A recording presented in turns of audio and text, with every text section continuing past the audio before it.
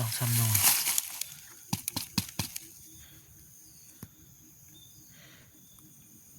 นี่คือรูมคุดมันเป็นสายเลือดพี่น้องถ้าราคาดีขนาดรูมคุดแบนกราบสบายดีพี่น้องปองปายเมื่อสุขทุกคนเนาะมาว่าทางไหนเราต่างประเทศเนาะสบายดีเนาะเมื่อนี้สิพาให้ทุกคนมาเบิ่งมังคุดพี่น้องมังคุดสุกพี่น้องต้นมังคุดนี่ให้ทุกคนมาเบิ่งเนาะว่ามังคุดมันสุกสีมังคุดสุกแบบไหนนะทุกคนมาเบิ่งเลยสีมืดๆจังหน่อยพี่น้องตอนนี้จะคำแล้วไปเอามามังคุดสุก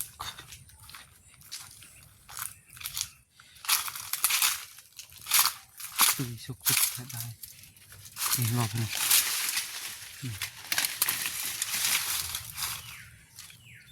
นี่คือสายเลือดเห็นไหมสีแดงๆนี่มันเป็นสายเลือดนี่สีแดงๆสายเลือด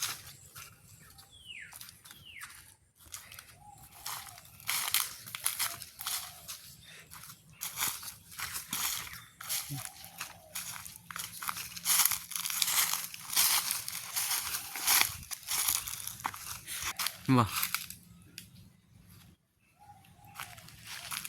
ต้นสูงขนาดต้นทุเรียนเขาปลูกเขาปนกันเลยพี่น้องเรียนกับต้นมังคุดเขาปนกันเลย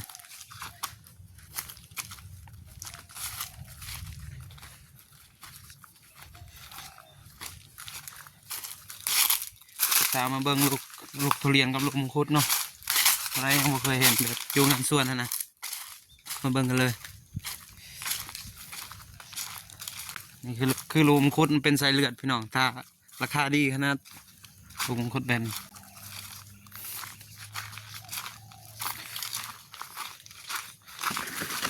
พามาเบิ้งพี่น้องบางคนบ่เคยเห็นเนาะบ่เคยเห็นงานสวนแล้วบ่เคยเห็นว่าเป็นแบบใดลูกทุเรียนลูกมังคุดพี่น้องให้ทุกคนมาชมมาเบิ่งกันเลยลูกมังคุดกับลูกทุเรียนแต่เขาปลูกเขาปนกันเลยพี่น้องนี่ปอ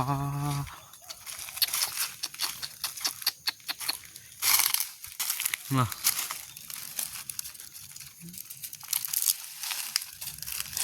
นี่มันหล่นเลยมันหล่นทิ่มเลยเรื่อง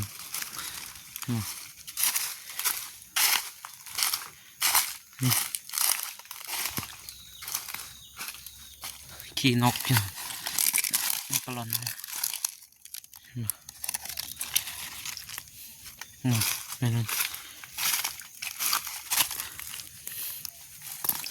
2-3 หน่วย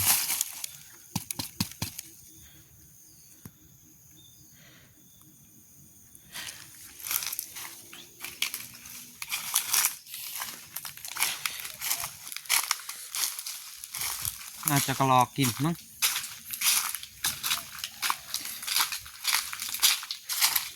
เพราะว่ากระหอกลาย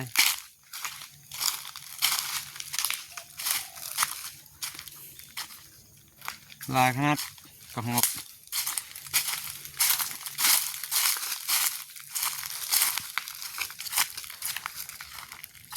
บ่มีลูกมังคุดที่มันหล่นทิ่มเดียวบ่มีเลย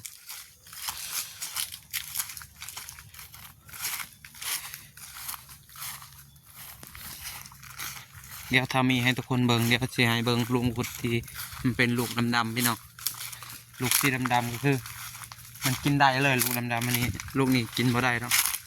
เพราะว่ามันยังบ่ทันสุกกำลังเป็นสายเลือดเป็นภรรยาเฮาเนาะหาหน่อไม้พี่น้องเพื่อนชวนหาหน่อไม้นี่แหละอยู่งานสวนพี่น้องอยู่งานสวนต้องหาหน่อไม้หากินเองพี่น้องสบายไม่ต้องจำเป็นซื้อเนาะต้องประหยัดอยู่ประเทศเขาเพื่อจะได้เงินเก็บพี่น้อง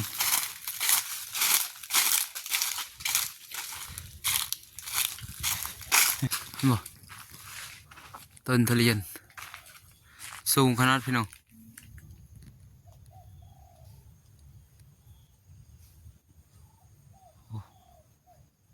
เอ้ยสูงฮะ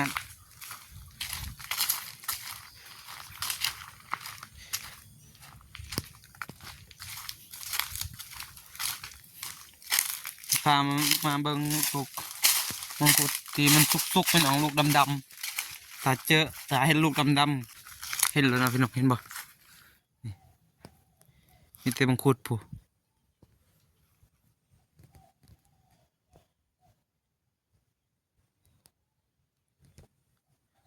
มังคุด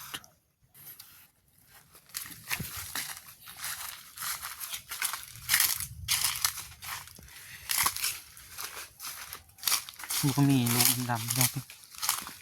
น่าจะบ่มีนะนี่พี่น้องเห็นเลยอ๋อ2 ลูกพี่น้องนี่ลูกหนึ่ง3พี่น้องนี่3 ลูกให้เบิ่งครับเพิ่งอีก3 ลูกมันหล่น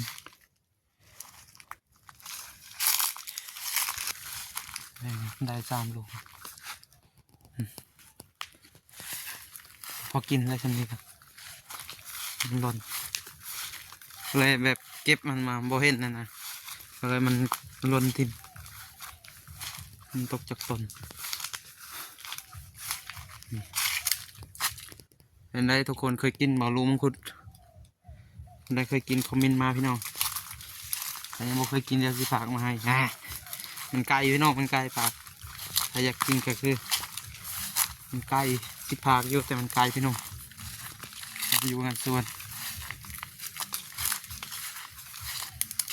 นี่พี่น้องลูกหนึ่งนี่เห็นบ่โอ้โหได้3 ลูกเลย3 ลูกเดี๋ยวจะกินให้เบิ่งเนาะลูกนี้ชิมเลยบ่เอา